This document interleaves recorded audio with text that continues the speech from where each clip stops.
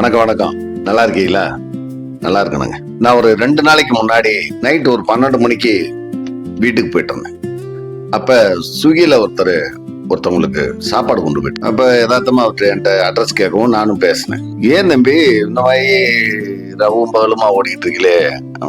இல்லைண்ணே, நான் பகல்ல வேற வேலைக்கு போறேன். இந்த மாதிரி ஒரு 8 மணிக்கு பிறகு நைட் ஒரு 12 மணி வரைக்கும் ஓட்டுனா இதுல ஒரு மாசம் ஒரு 8000 ரூபாய் கிடைச்சிரும். சரி, அந்த 8000 ரூபாய் இருந்துச்சுன்னா பையனுக்கு சிலம்பு, அந்த கராத்தே கிளாஸ், இதுக்கெல்லாம் கொஞ்சம் கட்டிடலானே. சரிப்பா, இவ்வளவு கஷ்டப்பட்டு இல்லைனே, நமக்கு தான் ஒரு தகுதி இல்லாம போச்சு, கஷ்டப்படுறோம். நம்ம பிள்ளைகளாவது தகுதியை வளர்த்து விட்டோம்னா கஷ்டம்லாம் வாழ்ந்துக்கிறான்ல அப்படின்னு சொன்னார். எனக்கு அப்படியே சிலுத்துருச்சு. அப்படியே உட்காருங்க தம்பி ஒரு நிமிஷம், ஒரு கடையில் டீயை சாப்பிட்டு அப்படியே பேசிட்டு இருந்தேன். இவ்வளவு அக்கறையா இருக்கீங்களேப்பா, அவன் சாப்பிட்றதுலாம் என்னென்ன கவனிச்சிக்கலன்னா எல்லாம் ஒரு பிராண்டட்னு. தம்பி தெளிவா சொல்றேன், எதுவுமே செட் ஆகாது.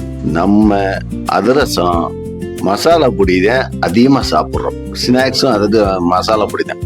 அப்ப நீங்க இந்த அதிரசம் மசாலா பொடியை கொஞ்சம் கவனிங்க. நான் ஒரு கம்பெனி வச்சிருக்கேன், இந்த மாதிரி மசாலா பொடி பண்றேன். இன்னைக்கு ஆர்டர் கொடுத்த பிறகு அரைச்சு தமிழ்நாடு ஃபுல்லா கொரியர் பண்றோம். ஸ்நாக்ஸும் அப்படிதான், அதிரசம் முதல் முறுக்கு மிச்சர்னு சொல்லிட்டு ஒரு 20 ஐட்டம் இருக்கு அப்படின்னு சொன்னேன். அவரு அசந்துட்டாரு. இத்தனை நாள் எனக்கு பிள்ளைகளை படிக்கத்தே வைக்கணும்னு நினைச்சேன், நல்லா இருக்கணும்னு நினைக்கலனே, நல்ல யோசனை சொல்லிட்டீங்க அப்படின்னு மறுநாளே எல்லாம் கொஞ்சம் வாங்கிட்டு போனாரு. ஏன் உங்களுக்கு சொல்றேன்னா, எல்லாருமே ஒரே பாதையில தான் இருக்கீங்க. நல்லது எதுன்னு பாருங்க. அவங்கள சாப்பிட்றது நல்லது பார்த்து கொடுங்க. அவன் கலரா கேட்கத்தான் செய்வேன்.